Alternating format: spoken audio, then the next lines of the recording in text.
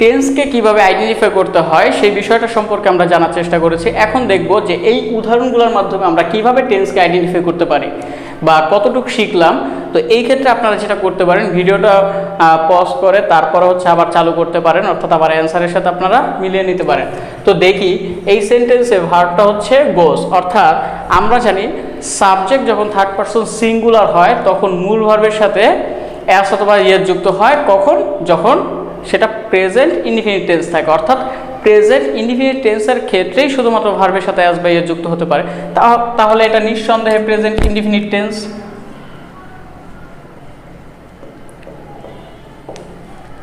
আচ্ছা, তারপরে দেখি এই সেন্টেন্সের মধ্যে সাবজেক্ট হচ্ছে আই, এরপরে ভার্ব হচ্ছে হ্যাভ। হ্যাভের পরে আপনাদের অনেকেরই মনে হতে পারে যে এটা প্রেজেন্ট পারফেক্ট টেন্স, কারণ এখানে হ্যাভ আছে। কিন্তু এই বিষয়টা আপনাদেরকে মাথায় রাখতে হবে যে হ্যাভ হ্যাজ থাকলেই বা হ্যাভ ভার্ব থাকলেই পারফেক্ট হবে না। কেন হবে না? কারণ এর শর্তটা কিন্তু আমি আপনাদেরকে দেখানোর চেষ্টা করেছি যে হ্যাভ ভার্বের পরে V3 হলে তবেই হতে পারে সেটা পারফেক্ট। তো এই ক্ষেত্রে হ্যাভের পরে দেখি আমরা অন্য কোনো ভার্ব নাই, এখানে কোনো ভার্বের অর্থাৎ V3 নাই। তো এটা তাহলে কোন টেন্সে পড়বে?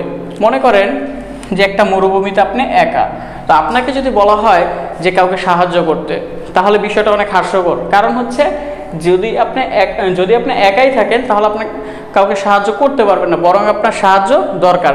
যদি অন্য কেউ থাকে তখন তাকে আপনি সাহায্য করতে পারবেন। তো এইখানে একমাত্র ভার্ব হচ্ছে হ্যাভ। তো এই হ্যাভটা কখনোই অক্সিলারি ভার্ব হতে পারবে না, কারণ অক্সিলারি মানে হচ্ছে সাহায্যকারী। তো এই হ্যাভটা আছে কি? হ্যাভ হ্যাজ আমরা জানি প্রেজেন্ট ফর্ম। তো যেহেতু হ্যাভ ভার্বটা প্রেজেন্ট ফর্মে আছে তার মানে এটা present indefinite tense. Present indefinite tense. একটু এই বিষয়টা ক্লিয়ার হবে পরের উদাহরণটা দেখলেই। দেখেন এখানে হ্যাভের পরে ফিনিশড অর্থাৎ V3 আছে। তো আগের যে উদাহরণটা এবং এইটা সেম উদাহরণ, শুধুমাত্র এখানে V3 ছিল না আর এখানে V3 আছে। অর্থাৎ এই V3 থাকার কারণে প্রেজেন্ট পারফেক্টের সম্পূর্ণ শর্ত পূরণ হয়। অর্থাৎ এই হ্যাভটা হচ্ছে এখানে অক্সিলারি ভার্ব, অর্থাৎ সাহায্য করতে পারে, কিন্তু উপরে যে হ্যাভটা ছিল সেটা মেইন ভার্ব ছিল। আর মেইন ভার্বটা যেহেতু প্রেজেন্ট ফর্মে ছিল তাই প্রেজেন্ট ইনডিফিনিট। আর এইটা হচ্ছে অক্সিলারি ভার্ব এবং V3 যেহেতু আছে তাই এটা হবে প্রেজেন্ট পারফেক্ট।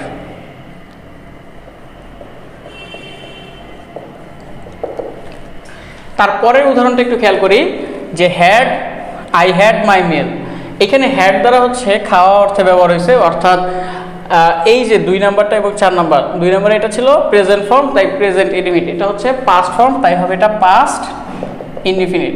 কেন এখানে পাস্ট ইনডিফিনিট হয়েছে? একই ব্যাখ্যা, হ্যাভ ভার্ব আছে কিন্তু V3 নাই। তো V3 যেহেতু নাই, আমরা জানি হ্যাড হচ্ছে পাস্ট ফর্ম। তো একটা ভার্বের ফর্ম একই হইতে পারে, মানে past form past participle form same হইতেই পারে।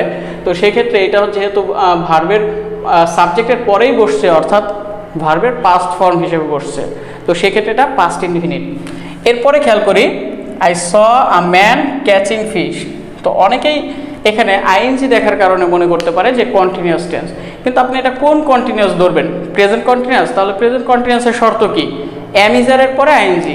পাস্ট কন্টিনিউয়াস হইতে হলে কি লাগতো? ওয়াজ এর পরে আইএনজি। এবং ফিউচার হইতে হলে শ্যাল বি এবং উইল বির পরে আইএনজি। কিন্তু এই ভার্বটা আইএনজি আছে ঠিক, কিন্তু কোনো অক্সিলারি ভার্ব নাই, অর্থাৎ কোনো বি ভার্বের পরে আইএনজি বসে নাই।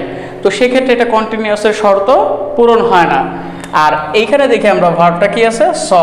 স হচ্ছে সি এর পাস্ট ফর্ম, তার মানে এটা পাস্ট ইনডিফিনিট। কেন? সাবজেক্টের পরে ভার্বের পাস্ট ফর্ম থাকলে পাস্ট ইনডিফিনিট টেন্স হয়। আর এটা হচ্ছে আমাদের নন ফাইনাইট ভার্ব, যেই বিষয়টা নিয়ে আমি হয়তো আগামী লেকচার বা পরবর্তী লেকচারগুলোতে আলোচনা করব। তো খেয়াল করেন এরপরে কি আছে? I got the work done. এইখানে V3 আছে, কারণ ডান আমরা জানি V3। তো V3 থাকলেই পারফেক্ট হবে না। কেন হবে না? কারণ এখানে হ্যাভ ভার্ব নাই। তো আপনাদের এই বিষয়টা খেয়াল রাখতে হবে, শুধুমাত্র হ্যাভ হ্যাজ হ্যাড দেখলেই পারফেক্ট এই কথাটা সম্পূর্ণ ভুল। আইএনজি থাকলেই কন্টিনিউয়াস, এটাও ভুল। V3 থাকলে পারফেক্ট, এটাও ভুল। তো সঠিক হচ্ছে কি, যদি বি ভার্বের পরে আইএনজি হয় তখন সেটা কন্টিনিউয়াস, হ্যাভ ভার্বের পরে যদি V3 হয় তাহলে সেটা পারফেক্ট। এই বিষয়গুলো খেয়াল রাখতে হবে। তো এইখানে গট হচ্ছে গেটের পাস্ট ফর্ম, অর্থাৎ পাস্ট ফর্ম আছে, আর এইটাও নন ফাইনাইট ভার্ব। তো এটা হচ্ছে পাস্ট ইনডিফিনিট।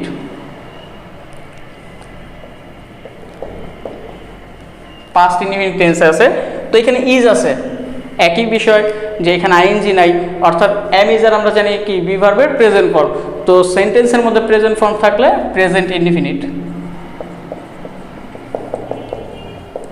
তারপরের বিষয়টা একটু খেয়াল করি, উইল বি আছে। উইল বি আছে, আমরা জানি শ্যাল বি উইল বির পরে ভার্ব প্লাস আইএনজি হলে হয় ফিউচার কন্টিনিউয়াস।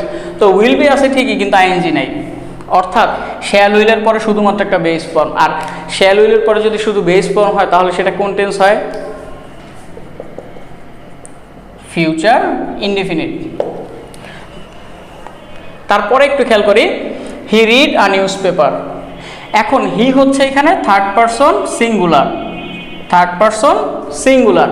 আর আমরা জানি প্রেজেন্ট ইনডিফিনিট টেন্স হইতে হলে কি হবে? থার্ড পারসন সিঙ্গুলারের পরে মূল ভার্বের সাথে অ্যাস বাই এস যুক্ত হয়।